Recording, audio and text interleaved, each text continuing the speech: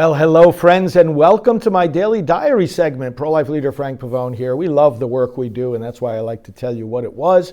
Also keeps me accountable. I think all leaders should do this, let you know how they're spending their time and their efforts that you support. So what did I do from the 22nd through the 25th of August, Friday the 22nd to Monday the 25th of 2025. So on Friday the 22nd of August, so I had just gotten back the previous afternoon from a trip, so I was heavy into the various office work that was waiting for me at my desk and here in the studio. Various work at my desk and also preparation of tapings. The topics dealt with on my email included the recent passing of Dr. Dobson, communication with the legatus, you'll hear more about them. Father Charles Murray, you'll see an interview from him, one of our very supportive priests. Some work on my reinstatement to priestly ministry. Some communication with our technical department about upgrades to our software, which is something you always have to keep on top of. You've got to stay ahead of the curve on that, and we do. A gathering of a Divine Mercy conference that I'll be at in California. Arranging various media interviews, approving email blasts, preparing for the pro-life leadership meeting that we coordinate every quarter. Some communication with Father Chris Alar. Many of you know Father Chris. He's been a longtime friend from before he's been a priest. Very supportive of our work. And let's see, the March for Life preparations and the prayer service that we do in January. We are already starting the engines for all of that. We had our morning staff meeting, followed immediately then by a meeting with our executive director at 9:15. Here in the studio for the live scripture broadcast at 10. A 10:30 meeting with our technology department. Back in here at the studio at 11 for an interview with Father Charles, and you'll see that if you haven't already. At 11:30, as soon as that interview was over, I had a phone call with our executive director and vice chairman to do some planning of Priests for Life projects and activities. At 12 noon, once that conference call was finished, I hopped on another conference call with a pro-life activist whom, as you may have seen in the pro-life news, was physically attacked by a raging pro-abort. They're all lunatics. And he bravely continues his pro-life work and seeking justice in the courts over that attack. Then I had some lunch. Actually, I had some lunch as I was speaking with him, and had another phone call there practically at the same time. I did some work at my desk, and then at 2 o'clock, jumped onto an hour-long interview on another podcast. And then at 3:15, consulting some of our staff on different projects. At 3:30, I was back here in the studio taping the liturgical resources. In other words, helping priests each Sunday know how they can preach on abortion based on the Sunday readings. And then when that was finished, went back to my desk, and then at 4:45, I had a meeting in regard to various video clips that we produce and disseminate. And that brought us to the end of the workday. I got end-of-day updates from staff, and then I just started some quiet evening work at my desk that lasted well into the evening, and signing cards and letters and desk work and things like that. Saturday the 23rd was a work day here at the office. I worked starting early in the morning on my computer on things like the upcoming Pro-Life National Leaders Meeting, approval of our newsletter, of one of our e-appeals, work on our C4 organization called Pro-Life Vote, approval of an email blast, some communication with staff about our Defending Life programs. Those are our long-running series on EWTN. We have some of those programs online. Communication with the head of Americans United for Life. You'll hear more about them and our relationship with them as time goes on. And preparation for some radio interviews. At 10 a.m., I was here in the studio again on Saturday the 23rd doing the live scripture broadcast, and then back to my desk. Lots of planning work for September. It's that time of year. Coming to the end of the month, we look at the following month in great detail.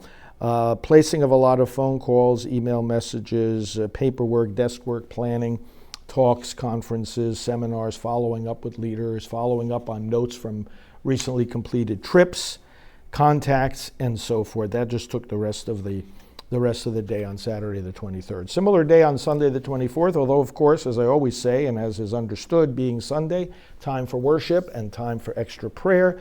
This is the day the Lord has made. We rejoice and are glad. I did do some shopping early in the morning, just up the street, got some things for the kitchen, and also had a travel meeting early in the morning. Our travel staff work strange hours, but so the gentleman doing that, working on different invitations that we get, had a session on Sunday morning, and the executive director and I had to connect with him about some confirmations on some upcoming trips. So we did that. Did some work at my desk in regard to our C4, once again, pro-life vote, approval of an action alert, review of different website domains that I decide whether we're going to renew or discontinue. Most of them we renew. We got about 800 different domains. And then 10 o'clock here in the studio for the live scripture broadcast on that Sunday morning.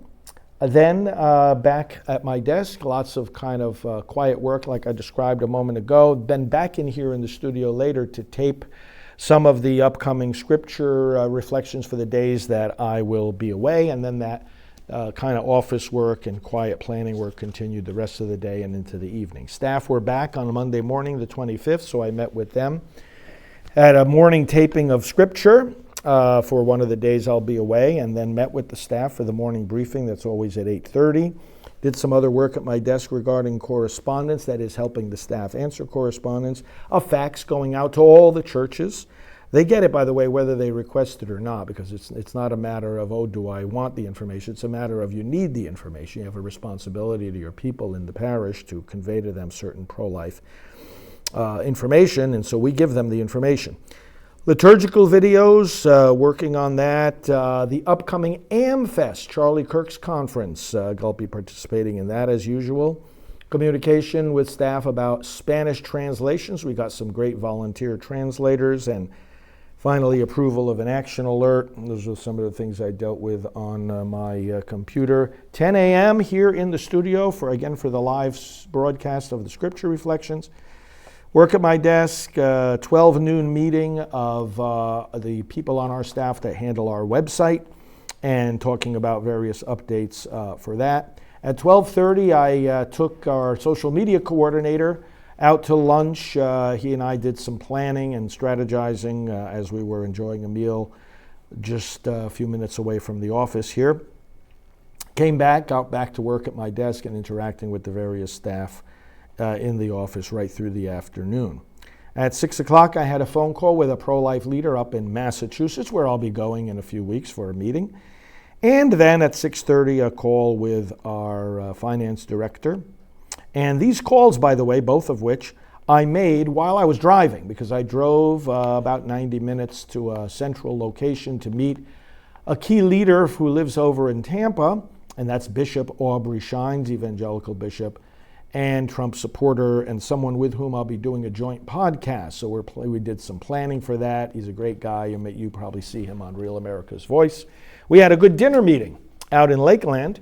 After dinner and lots of good planning together, I drove back to Titusville, and on the way I was on the phone with our executive director, doing business while driving back to headquarters. That's what I did from Friday the 22nd to Monday the 25th of August of 2025. Hope your days are going well. Thanks for listening.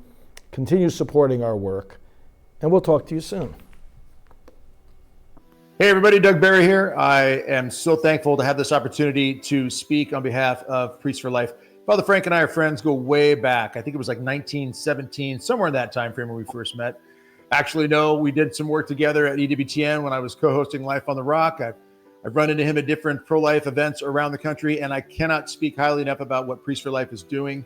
The need for us to come together as a team, the need for us to work together for the glory of God, the salvation of souls, and in defense of life, in defense of the truth, the innocence, the dignity of every human life. So I cannot encourage you enough. Keep Priests for Life in your prayers and support them in whatever ways you can, and know that we are in this together. This is the battle we're all part of. We want to make sure that we're doing the best we can and working together in this fight for whatever God calls us to do and however he calls us to do that. So again, Priests for Life, God bless you. Thank you so much. And everybody out there, don't forget, support them with your prayers in any other way that you possibly can. Follow him, Frank Pavone, Fr. Frank Pavone. He is the National Director of Priests for Life. Please go to priestsforlife.org. Frank Pavone. Frank, thank you very much.